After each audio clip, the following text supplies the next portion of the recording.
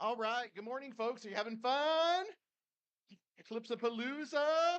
As I said before, if you were here, happy Eclipse Eve if you celebrate that. Of course, we're all going to celebrate that tomorrow, right? As long as the clouds stay away.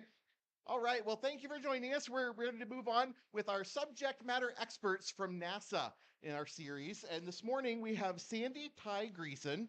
And Sandy works for NASA at the Kennedy Space Center, supporting the Artemis program for the Exploration Ground Systems. She's currently in the Operational Test Management Division, working as the Orion Logistics Integration Engineer since March 2023.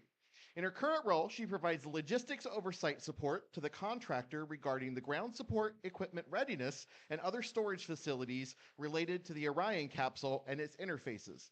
She has worked at the Kennedy Space Center for NASA full-time since 2004. And although she began her career in the space industry right after graduating, working for Boeing Space Systems as an avionic test engineer, she then moved to payload integration engineer until joining NASA in 2004 during the shuttle program. And after the shuttle program was retired, she joined the Ground Support Development Office and then later joined the Exploration Ground Systems supporting the Artemis program. Please join me in welcoming Sandy Ty Greeson.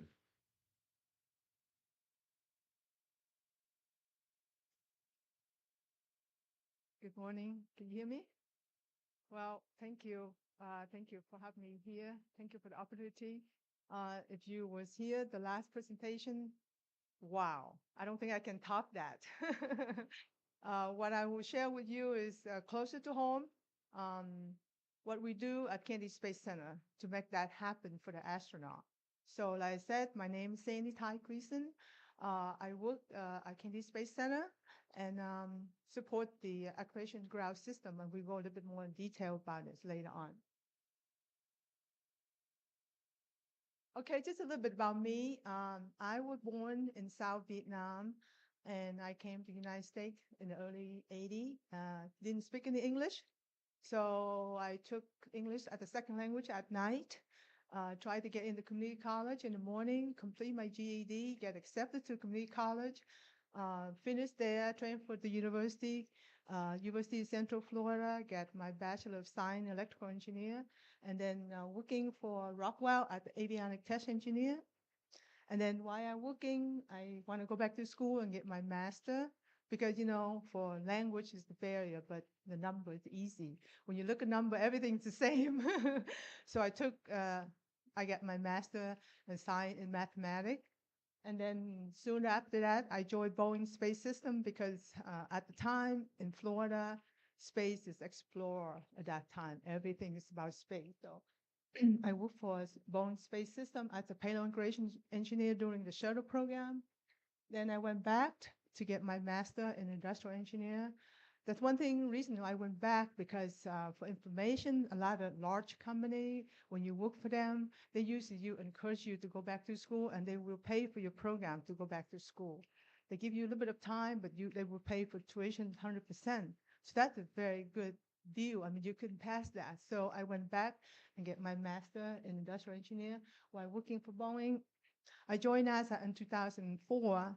My vision is I always want to work for NASA because when I was in University of Central Florida, 1986, I saw the Challenger accident happen while I was in the courtyard student union, and I keep questioning myself, how can it happen? You know, NASA is supposed to be subject matter expert. You know, it shouldn't be happening. And I just query that all the time. I always want to end up to working for NASA and find the answer to my question. And that's how I got to NASA in 2004. I work for the shuttle program. I play a project engineer for ground system. And then I currently work for the Artemis program after the shuttle program retired in 2011.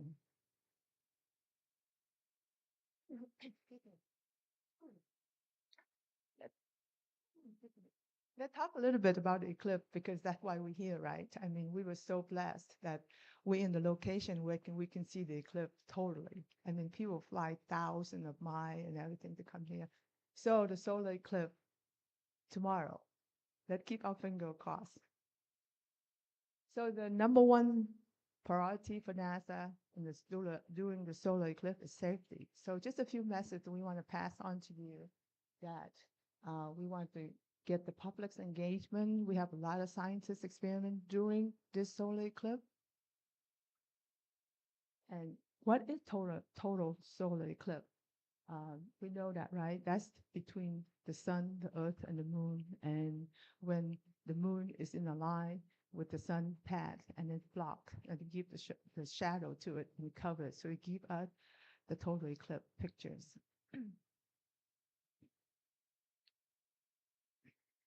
So this is the path of totality that we can see. Like I said, we are the luckiest one to be one in those path. And it's not going to happen again until 20 some more years. So enjoy it while we can. So like I said, just a few safety measures. When you watch the solar eclipse, you must look through a solar eclipse viewing class, approved one.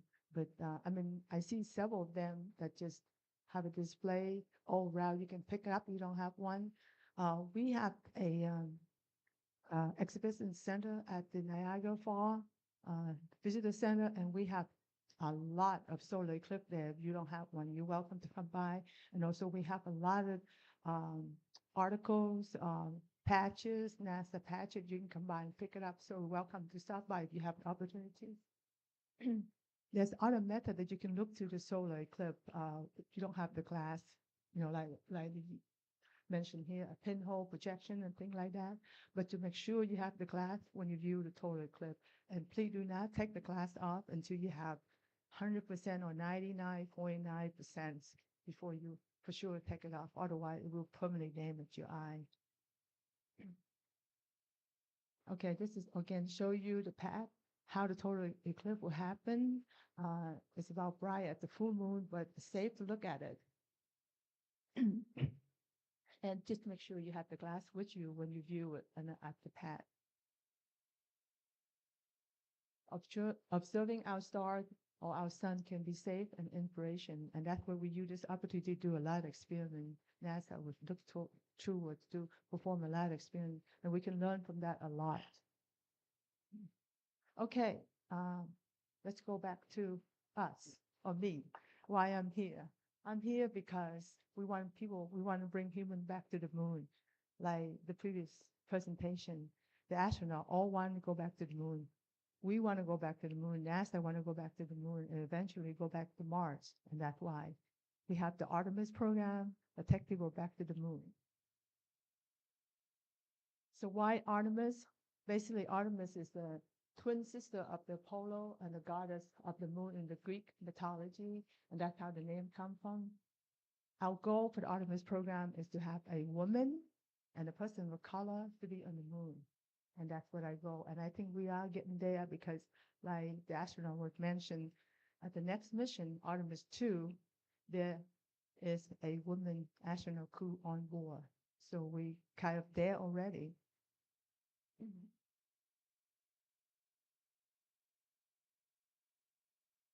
Okay, I think this is the video. We are going. The history of this agency is marked with broken barriers, once viewed as impossible, with science fiction turned reality, with innovations that have spun industries all their own, and with demonstrations of peace for humankind.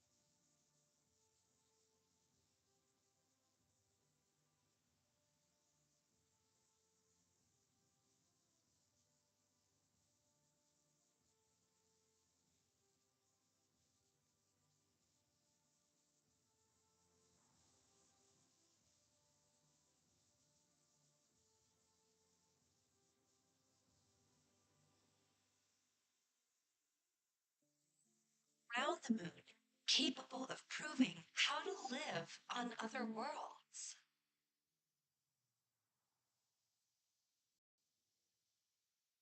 So, how are we going to the moon? That's what I'm going to try to help explain a little bit. Okay, we're going to the moon. NASA have three different programs. One called Exploration Ground System, which is located in the Kennedy Space Center. Another one is Space Launch System. That's the rocket that will take the astronaut to the moon. And then the Orion spacecraft, which is where the astronaut will sit in, get to the moon, and then re-entry to the Earth back home safely. And Exploration Ground System is located at Kennedy Space Center in Florida. And that's what we do. What we do in Kennedy Space Center is we receive all the flight uh, equipment, segment come to Kennedy Space Center. We put them together, we build them, we stack them, we test them, and then we roll them to the pad, and then we launch, and then we recover them. And that's our basically main role at Kennedy Space Center. So Kennedy Space Center is basically known a lot for the vehicle assembly building. I know a lot of tourists and everything, friends, relatives, always asked about the vehicle assembly building or the VAB. So just share with you a little bit information about the VAB. How big is the VAB? The VAB is really, really big. It is about 525 feet tall. It was built in 1965, and it is a garage for the rocket itself. I've been there since the Apollo program, the shuttle program, and now is the home for the largest rocket in the NASA history, the Space Launch System. So some of the fun fact for the VAB It should take us about 45 minutes just to open the door. 45 minutes. So when you're ready to do some kind of operation, you got to plan ahead. You can't just taxi there and say, open the door. No. So that's why we have a scheduled meeting every morning to make sure what needs to go in and what needs to come out. And it is cover about 8 acres. It's have a 518 feet wide. And the door itself is 456 feet high. The buildings, it's got the largest American flag. It's got the cover, but that's one of the largest American flag. It's about 210 feet tall, 120 feet wide, and they have a star banner paint on there. It is make up about 65,000 cubic yard of concrete, and it's got 100,000 tons of steel to compose that building.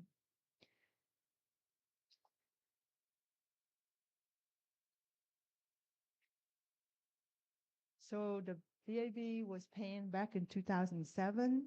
Um, so when the paint was complete, because one of the hurricane back in 2004 got some damage, take some things off. So we repainted the building, and it took 500 gallons of paint just to paint the building.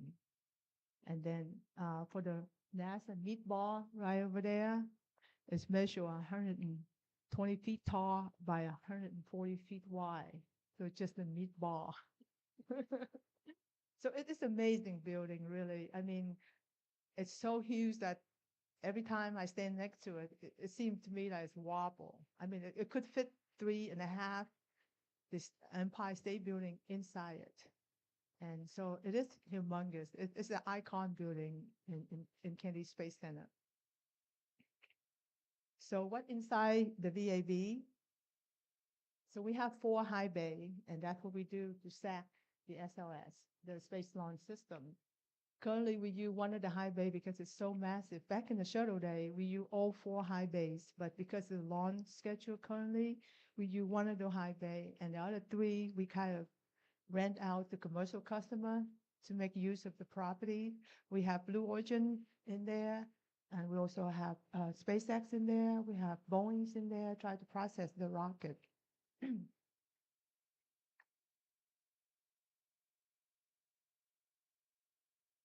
And this is another view of how we stack the rocket, the SLS. So this picture we're taking during one of the countdown sequencing tests. I mean, it's all steel, and honestly, I was afraid of height when I first started. When I walked up there, I just feel nervous and hostage to my stomach because everything is basically kind of glass see-through, but it's not. It's just steel. You should walk through step, and then you look right through for that high. Okay, so after we stack the rocket, we wait for the door to open. What do? We put them onto a mobile launcher. The mobile launcher is another iconic machine at KSC. So this thing here that stayed with us for a very, very long time. Again, back in the Apollo used that, shuttle used that. Now we did a little bit of modification for the Space Launch System. So we have 2 of them right now. This one is ML1. We call mobile launchers ML, but we also have ML2, which is in design for the next Artemis 3, because it's bigger and it takes it to the moon, land on the moon. So it take bigger rocket, so it's higher and it get more construction and things like that. So this is the Artemis 1 mission here. And the thing about this mobile launcher is it's like it's very reliable. Let's put it that way. I mean, it is old, but it is always work when we need them to. So we don't do that. We don't have that anymore, right? The current stuff now. I mean, so it's always work. A little bit of maintenance, a little tender loving care, but it's always respond when we need them. Okay, so when we put the rocket on top of the mobile launcher, then it would be inside the VAB, and then We slide this monster underneath it. It's called the crawler transporter. This crawler transporter is the heaviest machine ever built. And believe it or not, this is the first machine powered by electric. So that's way before our EV and everything. So, and it's still working for us. So the crawler is to take the launch pad, take the rocket to the launch pad. And it's been with us for more than 50 years, basically. Also, we have two crawler transporter because of the age and because of the structure. We use one, the cannabis, for substitute part for this one, in case this one has something missing part like that. But they can carry up to 18 million pounds when it fully stack. And the speed of it, everybody can guess how fast it goes? That's exactly right. That's 1 mile per hour. So thank you. I got some stuff here you can welcome to have to answer that question.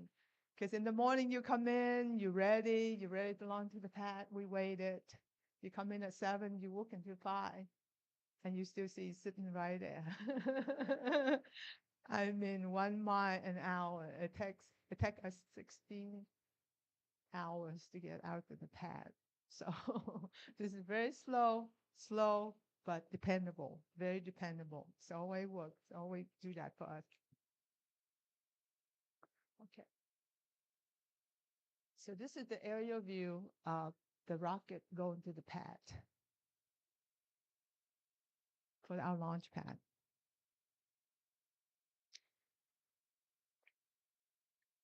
Okay. When it gets to the pad 39B, currently that's what we use. SpaceX is just recently take over 39A. This is our pad, and it have the water tower, and it have the lining tower. So a little bit fact about the water tower. The water tower have roughly about 400,000 gallons of water. And during launch, when we ignite the rocket during launch, it flow out 1.1 million gallons per minute. So it just shut out. Basically, the water tower used to suppress the sound and to cool off the pad because the temperature, when it ignite, measure temperature is around 2,500 degrees Fahrenheit. So basically, it could disintegrate anything and everything underneath there. So that's what we use the water tower for. And then the 3 lighting tower in Florida, like I said, it's the capital of lightning. Basically, it's got a lot of lightning, hurricane. So we use that to keep the pad and protect them. And each of the towers staying around 600 feet tall, which is a little bit taller than the VAB, about 75 feet taller than VAB. And then underneath the pad is the flame train. This is the flame train, and it's made of all concrete, 100% concrete. And it's about as long as a half a football field, but it serves its purpose. It helps cool everything around it by the water spread system. It helps keep the noise down. It keep the debris fall under and things like that. We do a lot of analysis with the flame train after we launch. We just want to see, what the debris and what happened during launch because it's just so hot and it's so dangerous. No one can be that close. Okay, so this is the final of the launch.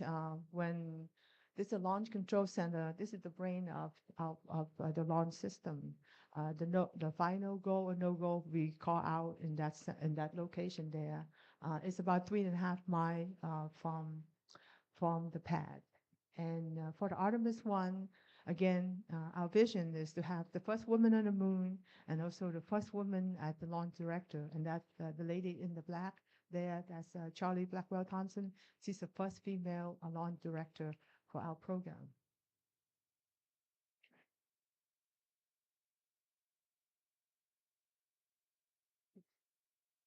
So this Artemis 1 mission was a test flight was happening November of 2022.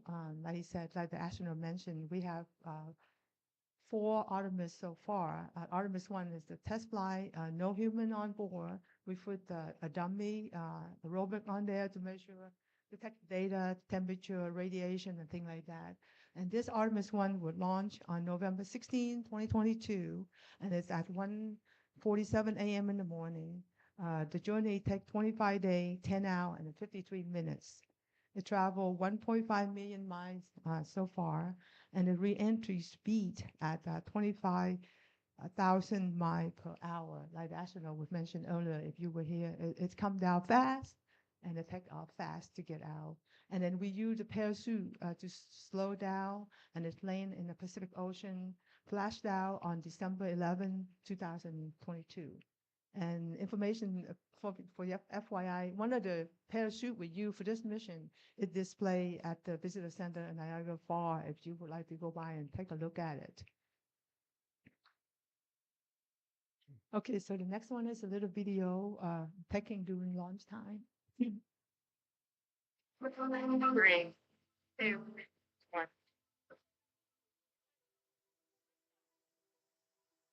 One.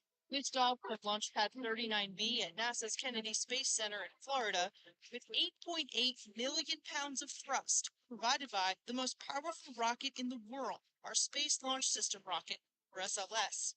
The uncrewed flight will be the first integrated test of SLS, our new Orion spacecraft, and exploration ground systems at Kennedy. Artemis 1 will send Orion beyond the moon, 280,000 miles from Earth, farther than any human spacecraft has ever flown. This is not NASA doing this. This is the United States of America doing this program, the Artemis program, and there are companies all across our country that have a part in it. So there is kind of this wave of excitement being generated just by saying, we're going back. After the upper stage of the rocket separates from Orion, the upper stage will deploy small satellites over several days to perform science experiments and technology demonstrations.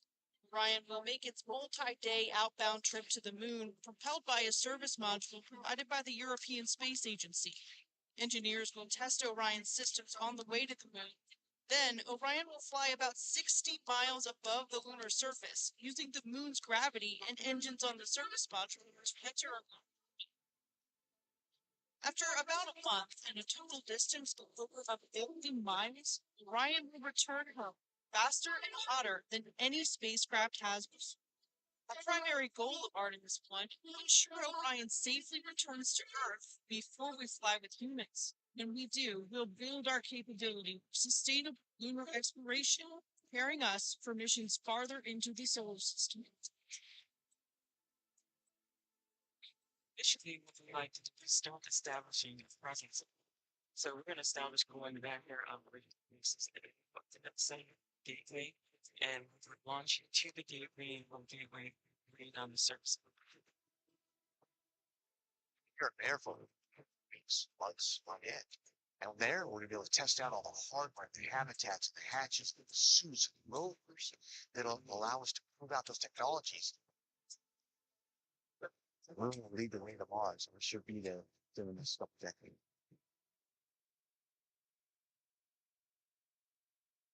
Like I mentioned, we also have one more left, which is recovery, the capsule when it comes back to Earth.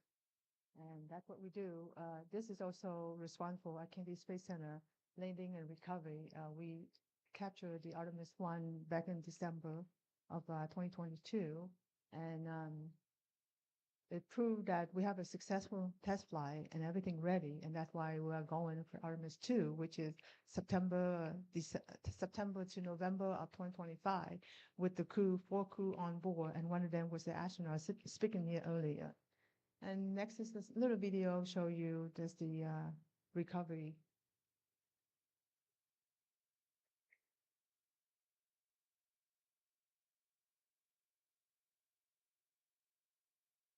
She doesn't have any sound.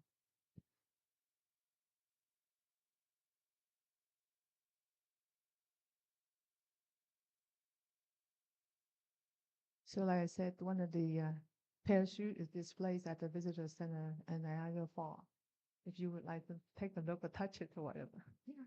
And also the test article, the dummy astronaut was also there too. So, yeah.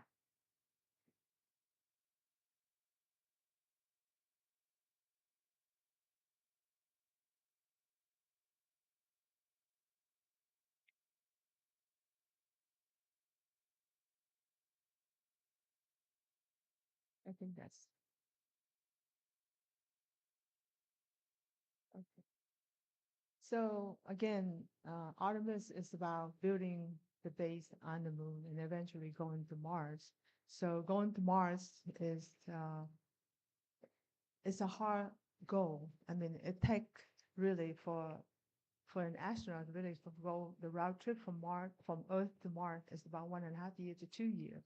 So can you imagine what kind of rocket will have that kind of capability to fly for 1.5 years to 2 years with the astronaut in there? I mean, sit in that capsule for that long. I don't think anybody or any kind of person can endure at that. That's why we set up our goal to go to the moon, set the base camp.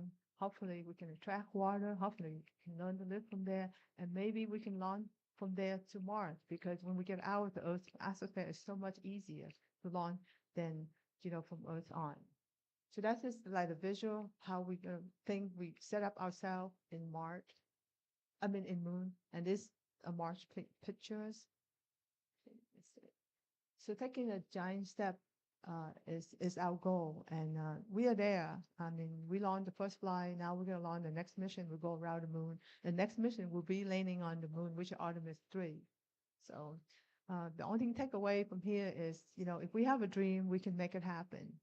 Um, just like the message earlier, if you want to do something, um, set your goal and you will success. And then that's the key things about it. I mean, we want everybody to, not because, oh, I have to be this and that, to be working for NASA. Anybody can work for NASA. I work there, and there's a lot more people than just an engineer and scientist. There's food prepare person, there's audio person, there's, I don't know, let's say the parachute designer, there's all kind of expertise, all kind of job that they need there.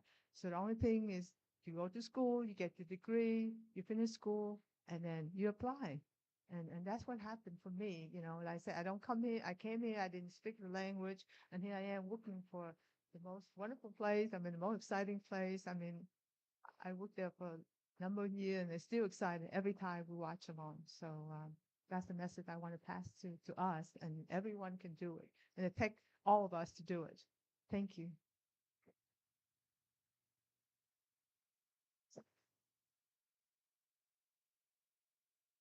All right. Thanks so much, Sandy, again for joining us. We have a few minutes for some questions for Sandy before she heads out to her next speaking engagement. So if anybody has any questions, raise your hand nice and high, and I'll bring the microphone around to you so we can hear you. You want?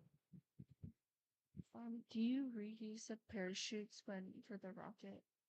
I'm sorry. Do you reuse the parachutes? Do I really reuse? Do you reuse the parachutes after the landings? I don't have the right answer for that question because I don't work in that. Like I said, that there's a large team. Kennedy Space Center basically only do processing the rocket. So the parachute is handled by another center. But I don't know. I think they might. I think they might reuse them, but I'm not sure about that. So. Can you tell us about any experiments that NASA is doing during the solar eclipse that you are really excited about? Oh, that's a great question. I think they are trying to understand the solar corona, and when the solar eclipse. But they have planned, like Ashton mentioned earlier. Again, each of us have a expertise in the area we focus on. I mean, the solar eclipse is totally different division. I think come out headquartered in Washington, D.C., the Cahito Phyllis. So they study all about that. And I think they have tons of experience, but I didn't get an opportunity to look into it, so I couldn't answer your question correctly. Like I said, we focus on small subject and be good at it. And that's why we make sure it's safe to launch the astronaut and it's safe to bring them back. And that's the main responsibility. Hello, my name is Daniel Pepin. Thank you for your presentation. Oh, thank you. Has NASA currently solved the engine generation to get to Mars with human beings and actually return? Or are we a few generations away? And have we solved the energy concerns to do that, including pulse rockets? Well, like I said, return to Mars is a daunting task. Right now, um, like you say, I mean, a lot of commercial company try to go back to the moon and then go to Mars. SpaceX is one of them, our competitor. But we do anything we can. But right now, our goal, nearest goal, is to set ourselves to moon and then let the build a base moon there, and then we can study about, machine to go to Mars. Mhm. How many years does it take to build a rocket ship? How many years does it take to build a rocket ship? Oh, great questions. Okay, so like I said, Artemis 1 we're taking, I would say, 4 years to take to this. I mean, there's several delay because the biggest rockets is complicated, and especially when we launch human on the rocket, we even have to be extra careful. So it takes quite a number of years, and I'm not in the rocket design. I'm in the ground processing design. So I'm in the ground processing task only. Our job at Kennedy Space Center is hard, but it is easy because everything's there. We should integrate them, test them, and launch, which is still a very difficult task. Make sure everything working right, but the design part I think is very challenging too. Eh, Are you a Star Wars fan or a Star Trek fan? Uh, no, I'm sorry, I'm not. Are any of like a majority of engineers and Oh yeah, are I they I think fans of Star so. Wars I'm and I'm pretty Star sure. Trek? I mean, there's all different generation there. This, I mean, I see people talking about it. I'm not. I guess because So you've never watched a movie and you don't know if any of this could actually be reality someday. um, no, I don't have an answer for that. Okay, fair enough. Thank you. Thank you.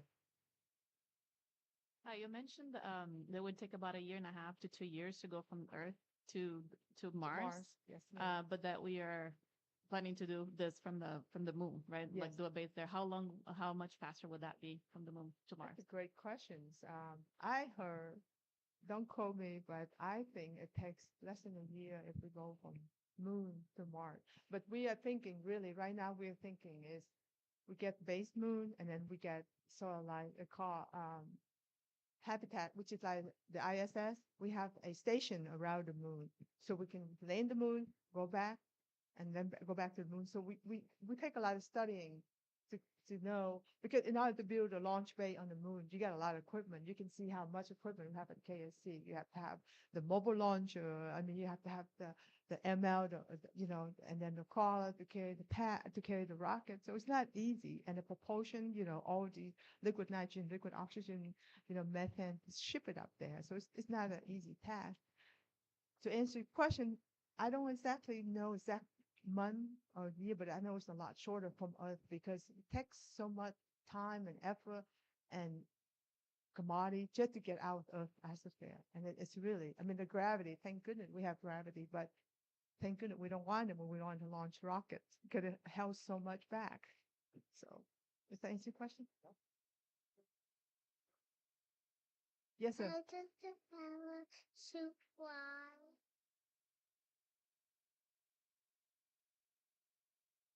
Sorry, please.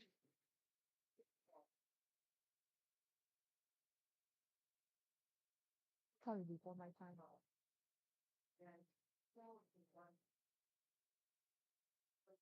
Yeah.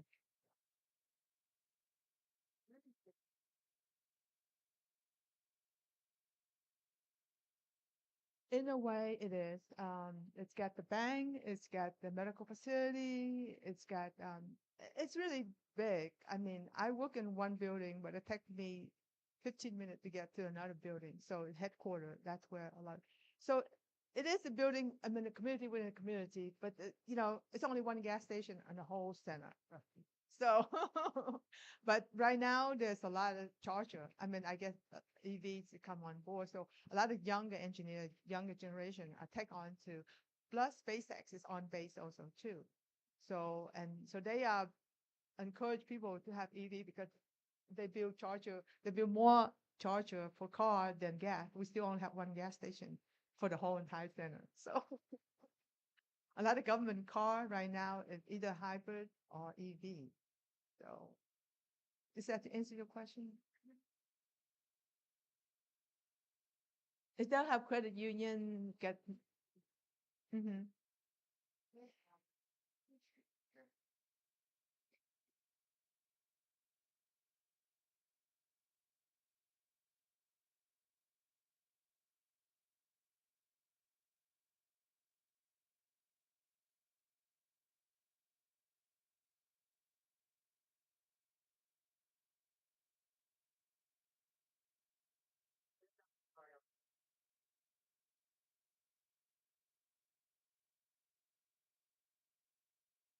That's correct.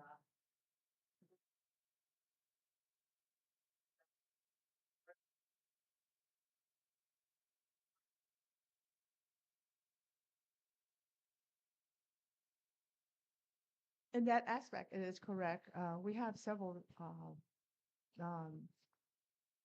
project that study how to rescue the astronaut, I mean, like right now we have the baskets kind of thing. I mean, it's similar to the shuttle, but because the rockets is so much higher, the shuttle is, horizontal, if you recall, right? But here with the SOS, we launch directly vertical. So the baskets sit up there and I mean, there's numbers of months to study how to rescue the astronaut from if something happened at the pad.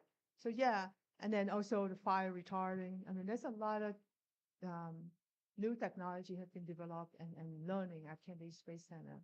So you're right. I mean, I think it's a cool center. I mean, I worked there like a lot of years, but still, every time you go in there, it's always a different problem. It's always a different thing to solve. And you always, now also with SpaceX, it's kind of cool because basically at Kennedy Space Center now, SpaceX have launched 3 launches in 1 week, in 1 day, 3 launches. You can see 3 times.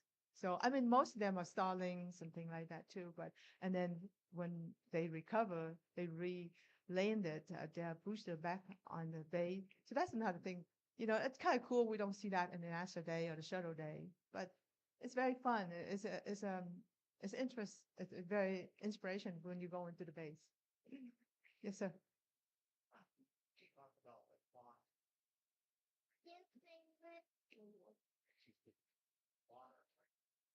That's correct. Yes,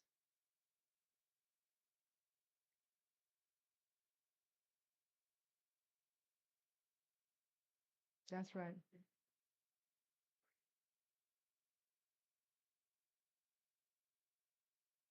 Again, that's probably a lot of effort going on right now, but probably a different center, not a Kennedy Space Center. I'm sure like JPL, Jet Propulsion System, they all about researching, and I'm sure they constantly study the best way.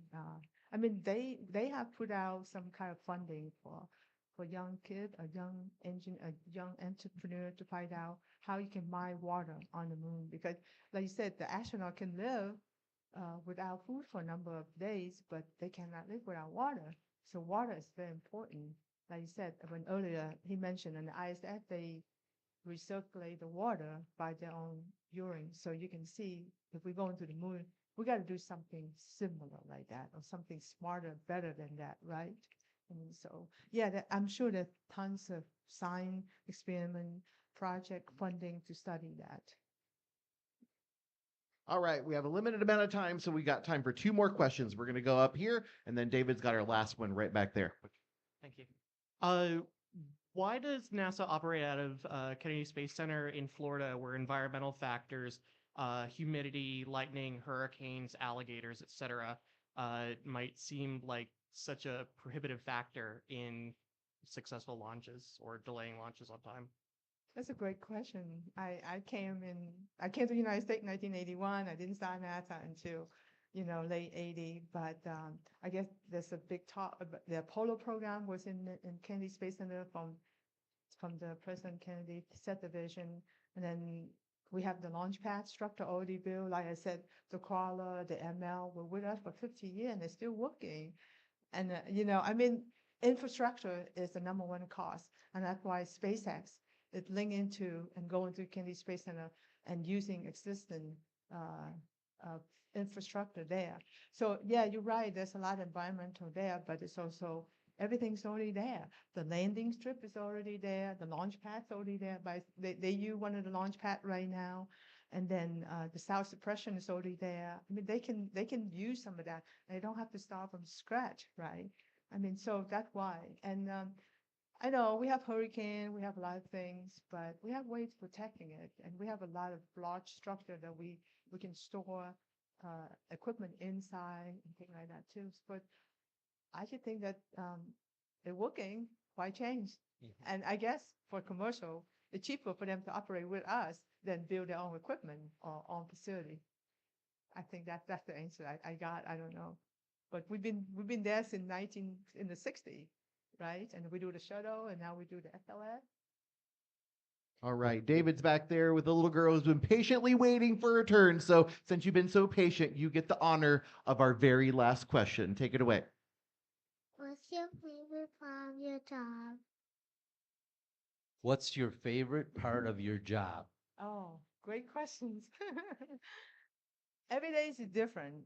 Get up in the morning, go in. We have morning meeting, and then we list the problem we have for the day. And I think that's the exciting part. And then I take that back. The most exciting part is the launch day, because like I said, it was 1:47 a.m. in the morning, and I was there, and I worked that day already. But I still come back and watch the launch because launch day, it just I don't know how to explain it. It's hard to explain. I mean, when it's lawn, all the window rattles, especially the VAV, they make the loudest noise because all the panel, all the car alarm went on. The whole center, the whole car alarm went on at once. The birds are flying. I mean, animals make noises. It's just weird things. And then the sound from the launch, and then the sonic boom. That's another thing. It's like, I mean, I don't know. There's no word to explain that. It just get you off your seat that way. And I mean, my neighbors up at home, they still feel it. Their windows still rattle. And they, maybe 11 miles away from the center. So it's exciting. And especially the night launch is the best, I think. Because it's just like we have a second sun in our solar system. It lit up the whole thing. I don't know, the solar eclipse is very excited, but the night launch is awesome. It's nothing to compare. I mean, for me it is, like I said, I still wake up and go in at 1:47 a.m. to watch the launch after working 8 hours.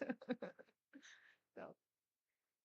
All right, folks, that's all the time we have for today. Sandy has to speed away to another engagement. Let's thank her for being here. We appreciate you being here at the museum today, Sandy. That was fantastic. Thank you so much. And those are some of the great questions. So yeah, be curious and be dreaming. And someday, who knows, right? Our grandkids can be living on the moon or Mars. All right, folks, thanks for coming and joining us today. We hope you enjoy the rest of your day here at Eclipse-a-Palooza. We do have our next NASA subject matter expert coming up at 1 o'clock right here in the auditorium. Thanks again for coming and have a great day. I have a few patches up here if you guys want to get it.